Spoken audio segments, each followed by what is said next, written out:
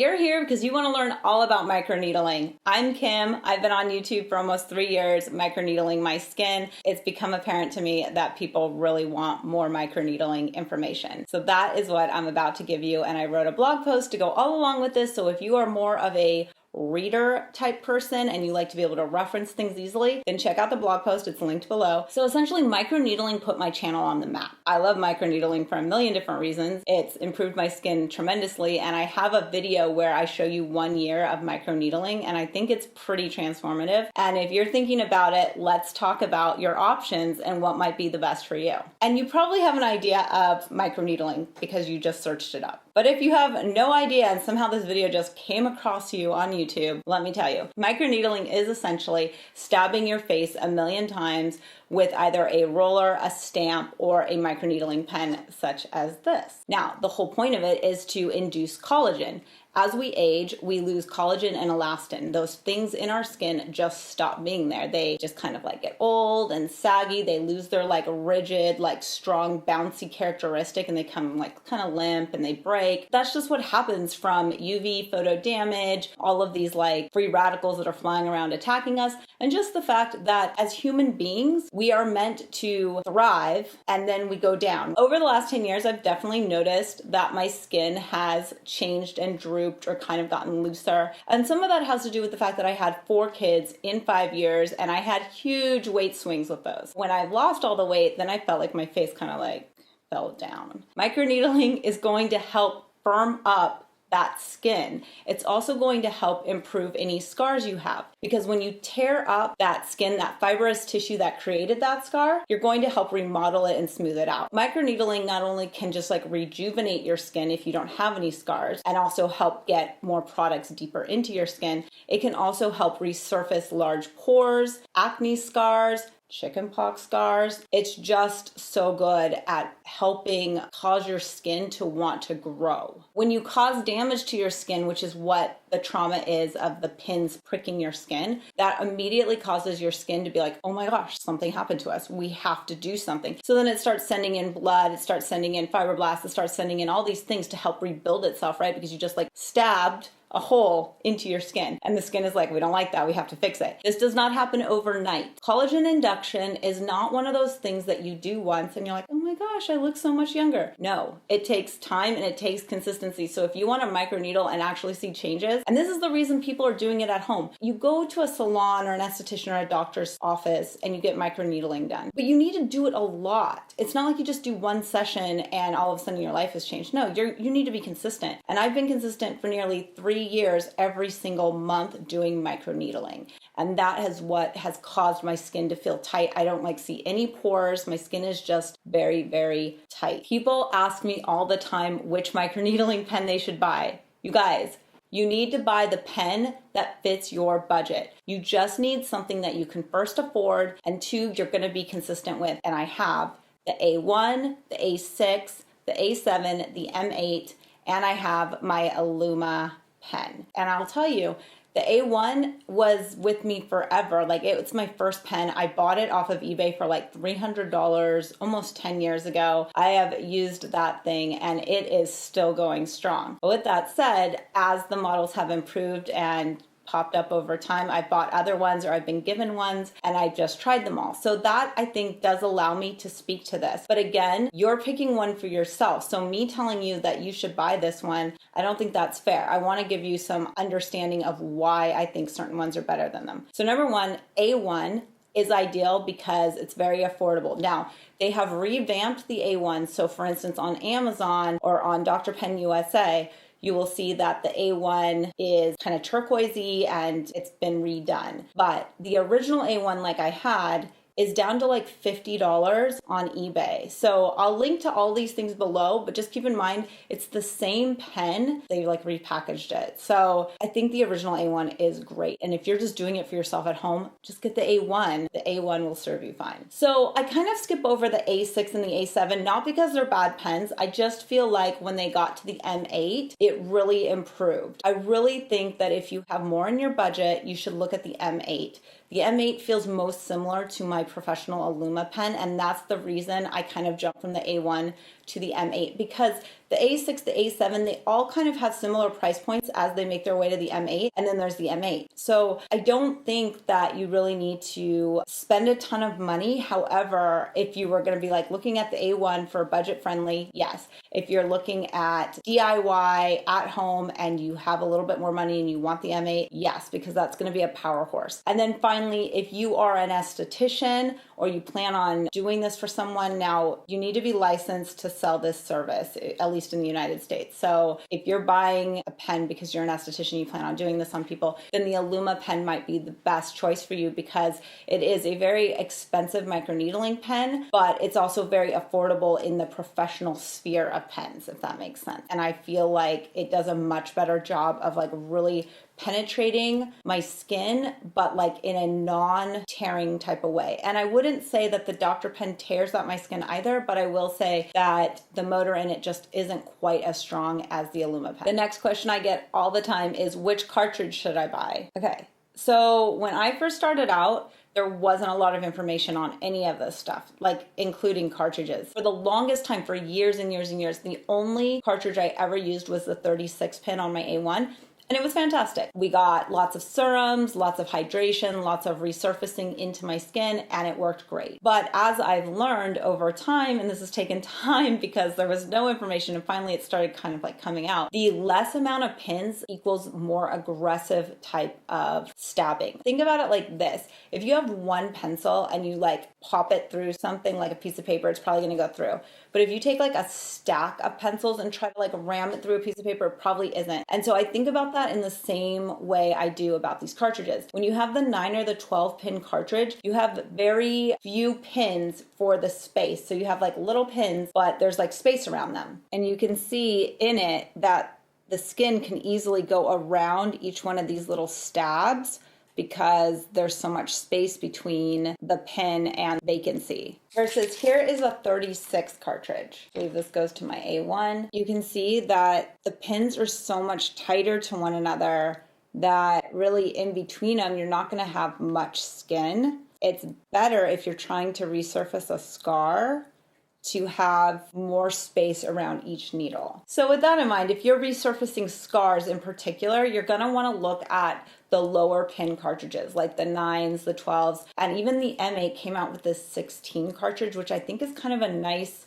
middle ground between texture resurfacing and getting like a lot of skin rejuvenation and material into your skin. Every pen has its own cartridges. I've yet to really figure out what cartridge would be universal for all of them because a lot of times they're just not made that way. They're made for a specific cartridge to lock in. And so when a lot of people say that their cartridges aren't staying in, I do wonder if they're putting the wrong cartridge into their pen. So for instance, here's my M8. This is an A1 cartridge.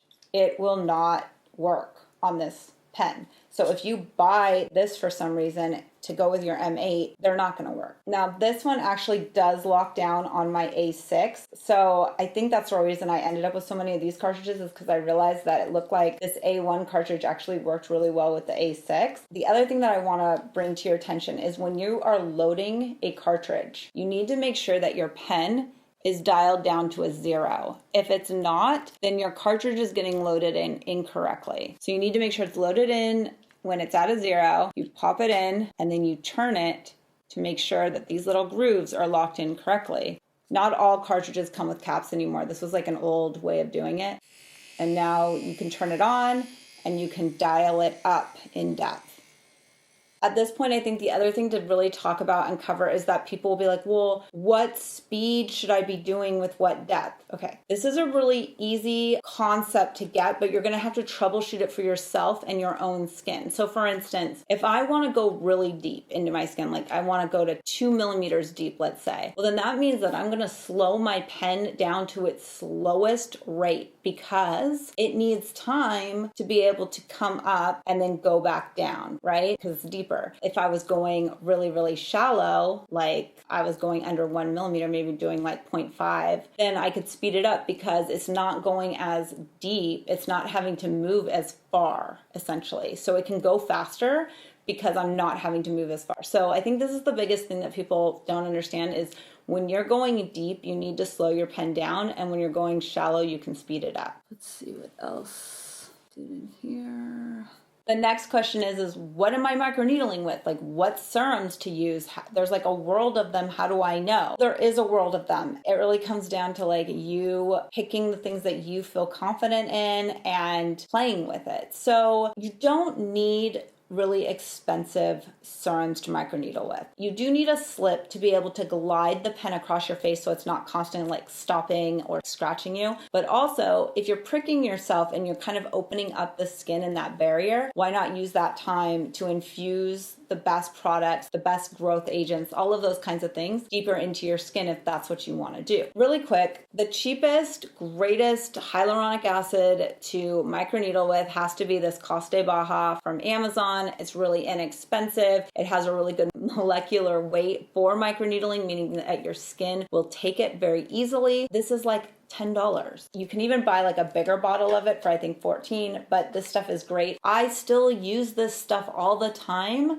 even though I have more expensive microneedling like ampoules and mezzos. Because when I'm first microneedling, like when I call it warming up my skin, I like to use something really inexpensive because I know I'm gonna be wasting a lot of it just like on the surface of my skin. I kind of wanna like infuse and hydrate into my skin before I start putting on more expensive ampoules and actives that I want to make sure go deep in. Another thing that you can do with microneedling is BB Glow. So BB Glow is a tinted serum. It's usually tinted with vegetable extracts, like vegetable, coloring, I guess. It goes really, really shallow. When you microneedle with BB Glow, you're going like 0.25 or less. Like you're not going deep. You're not trying to make yourself bleed. You're just touching it in underneath like that level of skin just so that it kind of locks in. The last thing you want to do is peel after you BB Glow. So if you go too deep, your skin's just going to flake up. So you have to be super careful when you're doing BB Glow because you want to make sure that you're keeping it at a level that the serum will sink in and infuse and make your skin glowy, but it won't the next day flake off and start peeling because you went too deep. And again, all these things are based on your skin. So any depths that I call out in microneedling videos might not be right for you. You have to troubleshoot it yourself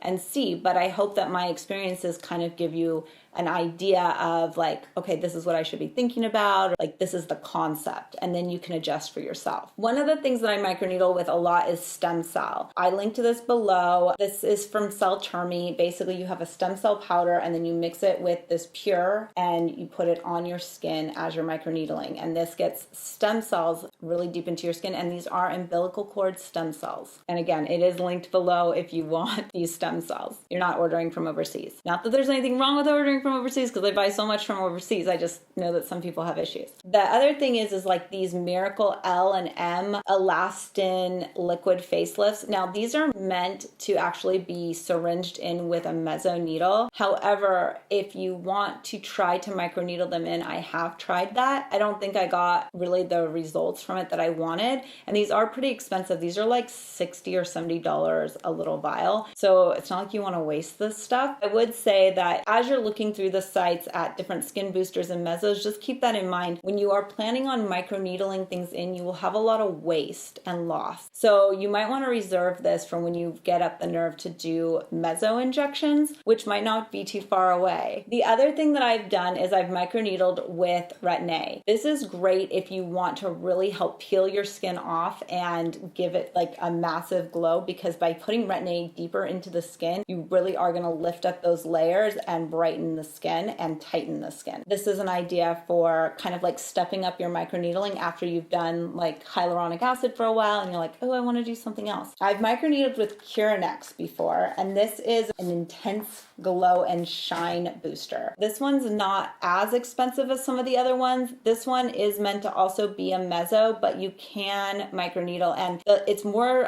the viscosity is much looser, so it works better for microneedling than, let's say, the way that this PCL is in this ampoule, which is a little bit thicker. So this is a great one to microneedle with. This, of course, is a great one to microneedle with, the Coste Baja. And then even once your skin is opened and you want to put in more moisture, there's these little like Rederma ampoules from Easy Do on Amazon. I've microneedled with these. They're great. I've not had any problems with these. I do like that they are one-time use, so I feel like they're pretty sterile because you pop it off, you use it that one time. If you do not want to spend a lot on meso boosters, I think this is a great option because you get all of these little ones encapsulated, so it's better for microneedling, because the deeper you go, the more you should be concerned about the things that you're microneedling into your skin. Not everything is approved essentially for injection into the skin. That doesn't mean you can't use it. It just means that you should be thoughtful about the things that maybe you're like digging in deep into your skin. I know in the past I've had people be like, oh my gosh, you can't microneedle with vitamin C because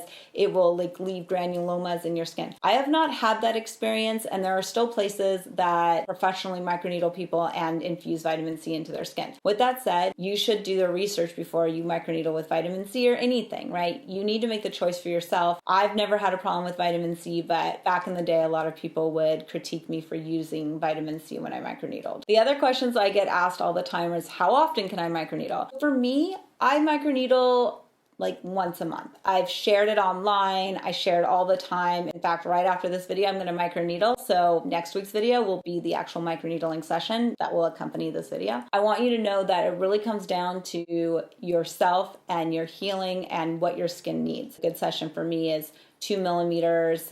Usually I stay around there. Maybe sometimes I go a little bit deeper depending on the area of the skin, or if I'm doing my chest, because this is a different skin, it's thicker. I try to do that once a month, and I try to use different things like stem cell, retin-A, my hyaluronic acids, what have you. I do that once a month, but if I was only doing microneedling, I probably could do it every 2 weeks. Like that would give me enough time to heal for my skin. That doesn't mean that I would always be microneedling every 2 weeks like that. It means that maybe I would do a course of 4 microneedling sessions all 2 weeks apart, so it would span 8 weeks, and then I would look at my skin after that. But because I do a lot of protocols, I really focus on just doing 1 session of microneedling per month, and then that leaves me open to be able to, in 2 weeks, do an acid peel or do something else that I want to be able to do. It's all up to you, but I think 2 to 4 weeks is a conservative spacing time, especially depending on how deep you go and how your skin heals. People have also asked me, do I have to bleed in order to have effective microneedling? No, and I don't always bleed. There are sessions that I don't bleed in. A lot of people like to see I don't even know if this is right or wrong, but lots of people stop on bloody pictures. It's true. And so when I microneedle, I don't always bleed, but the ones that I share typically do show blood. It doesn't mean you need to microneedle to the point that you bleed, but I will also say that I'm a lot more vascular than other people, or other people have a lot thicker or denser skin than me. And so when I microneedle, I do tend to bleed faster than other people, it seems. It appears, based on the comments I get, that some people are microneedling at the exact same depths as me and they're not bleeding. All I can say is we have different faces, different skins, and I do bleed. Face should look sunburned when you're done microneedling. It will go away after a few hours, but it should look sunburned. It should feel kind of hot and tight. Sometimes I do numb up to microneedle because I want to go deeper, or I just don't want to deal with any pain. With that in mind, I do link to numbing creams. I have a video all about numbing cream. I will say that if you numb, you need to be even more careful, because when I numb, I don't feel it. Being completely unnumb helps you pull back and be a little bit more conservative on what you're doing. When you're fully numb, you're just like doing it and it doesn't hurt, and you're like, why am I bleeding? Not that there's anything wrong with blood, because I will say one of the benefits of when you cut yourself in this process and you are bleeding, I like to take that blood and get it everywhere, because I use it as basically a quick PRP, if you will, because that blood has those great growth hormones and like stimulus in them. And so like I don't wash that off. I just like kind of rub it in and pack it into the skin so that everywhere, whether it bled or not, is getting some of that additional support. I hope that I've covered a lot of questions for you. If there are more, please leave them below and maybe we'll do a 201 microneedling class. But this is basically my experience so far and the things that I've used and how I've come to like just have a better understanding of microneedling at home, which is why I love our tribe. Facebook group is 2020. Yeah, Facebook group's so 2020. App is so 2021. All right, you guys, with that, watch next week's video because it will be a microneedling session with yours truly. And I'm excited to see you guys on that one. I'm excited to see the new people who are joining the app right now. And make sure to leave your questions below in case you have more and I didn't answer them. All right, you guys, see you next time.